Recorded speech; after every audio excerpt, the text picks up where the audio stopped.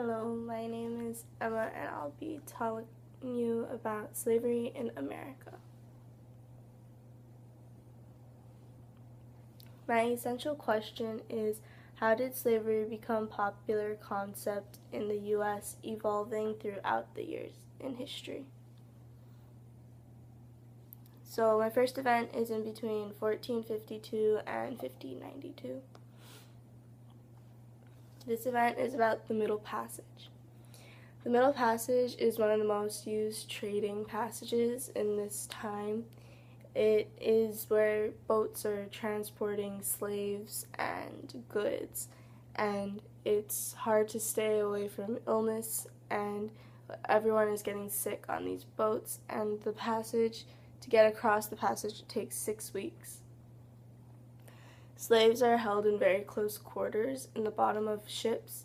Therefore, whenever one dies or they're sick, they're all around each other, spreading it very easily. And when people die, they're not able to get the bodies off the ships very easily. My next event is in between 1593 and 1692.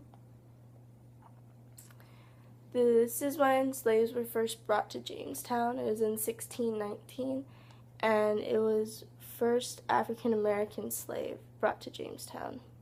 The person who brought this slave to Jamestown were Dutch, and they had only traded the slaves for some corn supply.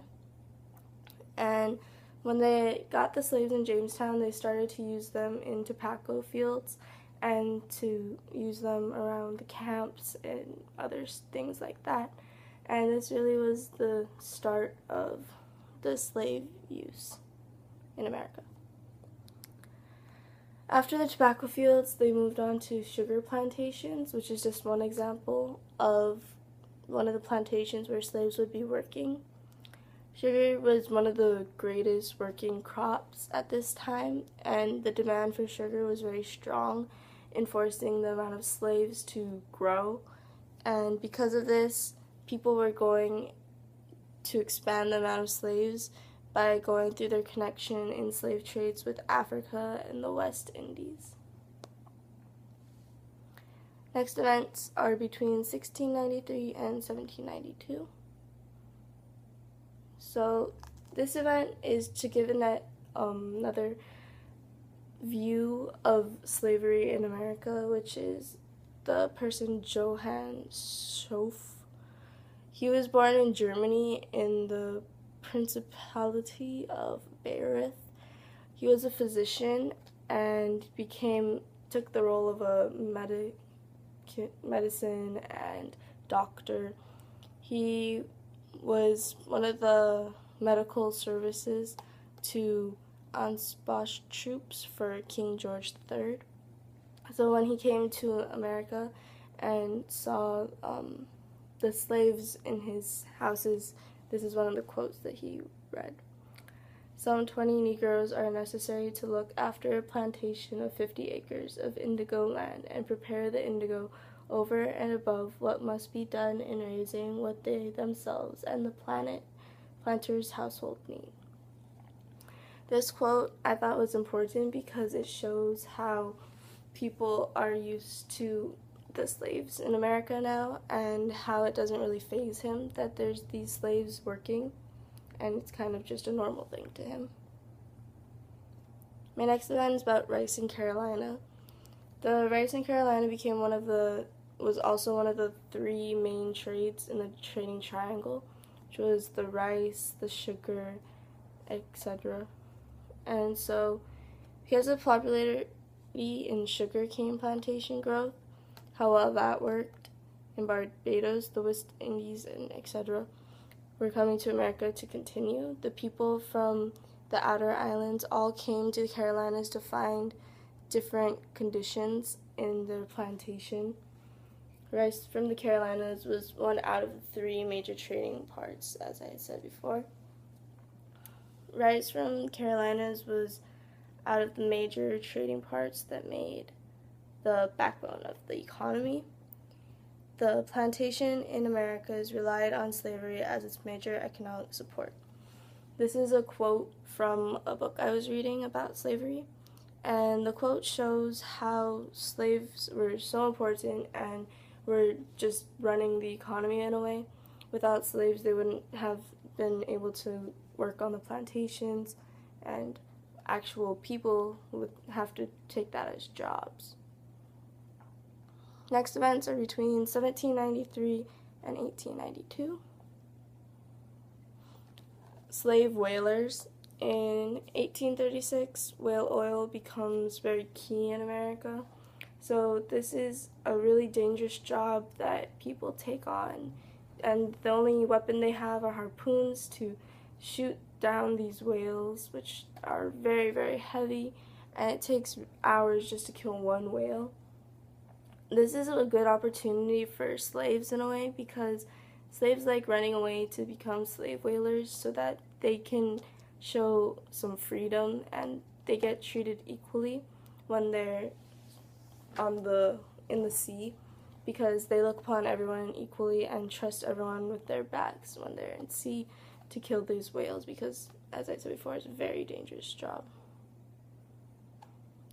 Slave auctions become very big in the 18,000s. It's when the slave owners pretty up their slaves and take them to an auction to show them off and sell them to other people to work in their fields, and they try to make them look the best possible. The ones that don't have any lashings or scrapes on them show that they weren't punished for anything. And the prices are: men were $1,000, women were $800, and children were $500. They weren't supposed to split up families, but it did happen a lot where children were taken from their mothers. The next big part in this time period was the cotton North versus South time.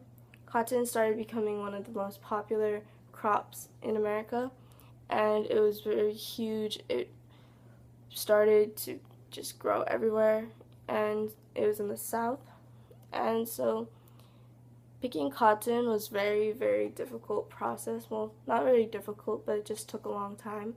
You had to really pick away the fibrous plant from the seeds.